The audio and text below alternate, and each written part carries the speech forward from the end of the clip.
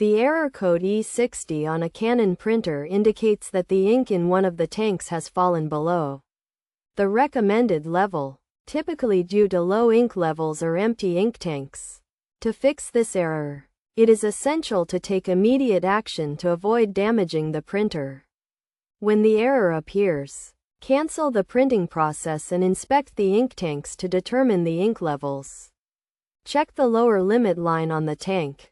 If the ink is below this line, a refill is necessary. To refill the ink tank, turn off the printer, lift the scanning unit, and open the cover on the ink tank. For black ink, lift the left tank cover. And for color ink, open the right tank cover. Refill the ink by opening the new ink bottle, aligning its nozzle with the printer's inlet, and inserting it. Then, squeeze the bottle gently, being careful not to exceed the recommended ink levels. Once the refill is complete, recap the ink bottle and close the tank. Finally, turn on the printer and resume printing.